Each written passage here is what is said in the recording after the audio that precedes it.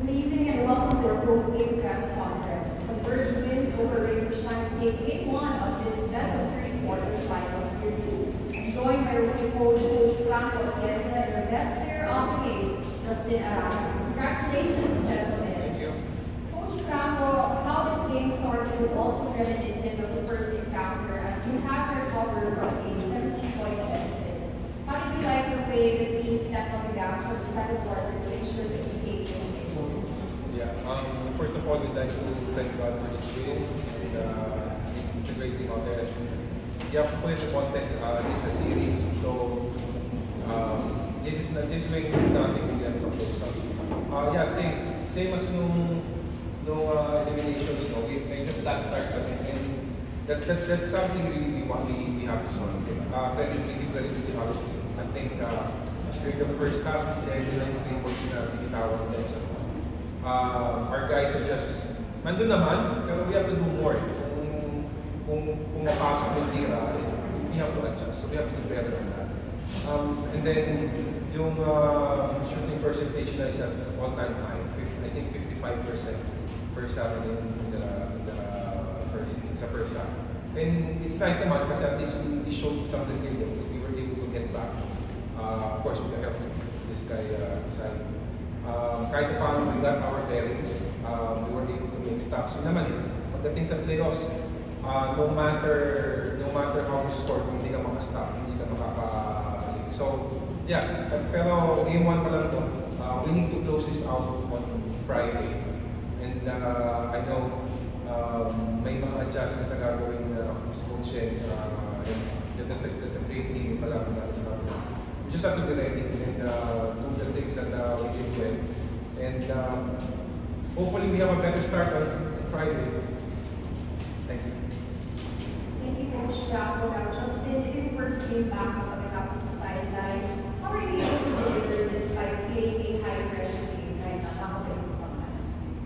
Yun nga, siguro yun nga, yung focus kasi namin is manalo talaga eh. Kasi isip pang-lima na namin to sa quarterfinals and di pa kami nakakalot sa apat na yun. So super, kumbaga gigil talaga kami na makakuha and ma-seal yung panalo this game 1. And syempre, hopefully sa Wednesday, makuha ulit namin para, Friday, para at least makuha namin yung first namin, series.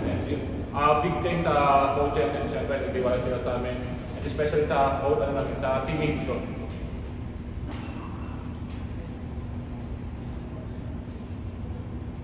Thank you, Justin. Now, we would like to open the floor to our friends from the media. Coach, congratulations. Thank you. Thank you. Coach, kung napawala ko yun also with around 8 plays that in the third or not shooting type ng game. Ako turning to okay was that?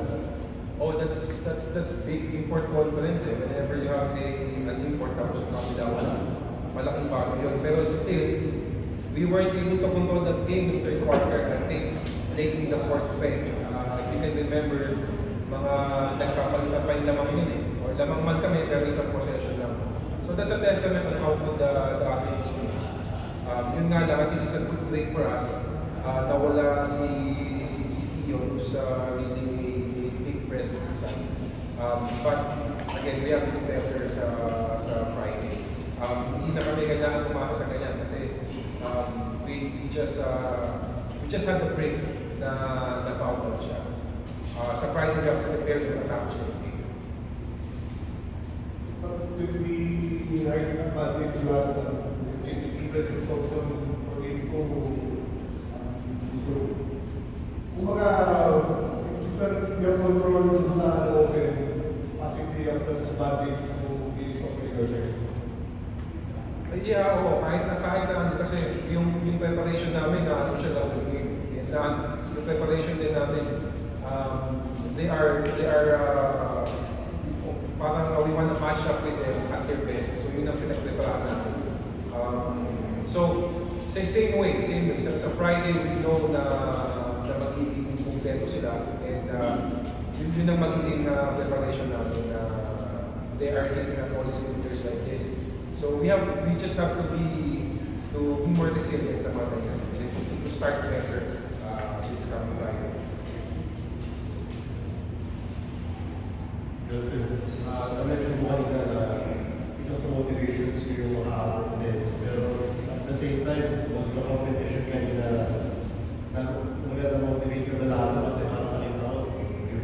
points again. And also in the third quarter, Yeah. yung ganong competitiveness ba, mas nanigigil ka when that's the time that actually you're Siyempre, mas nakaka-motivate na rin lalo na kung gusto mong pakita kung sino ka, kung anong kaya mo sa loob ng court. And siyempre, yun, chong sa isa competitor. So, hindi naman ako pwedeng parang magpabuli lang. Siyempre, kung kaya mo pumalag, papalag naman talaga. So,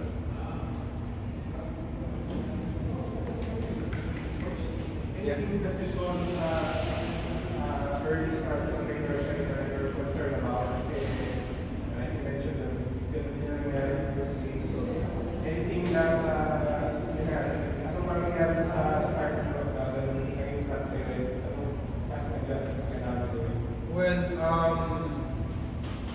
they're just medyo comfortable lang yung mga shots nila and they were not missing during that time. I think nasa 60 yata yung sa first quarter, kaya medyo 55 yung half-time.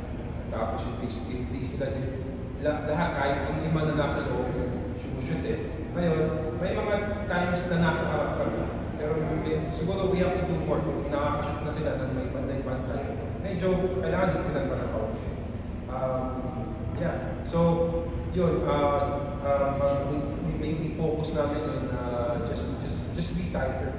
They have to feel the intensity. Kasi nung start, it's just too comfortable for them making shots. Parang stand still, catch and shoot eh. So that's what we have to adjust sa next game. Na make them a little more uncomfortable sa mga ganun. Wala masyadong open shots.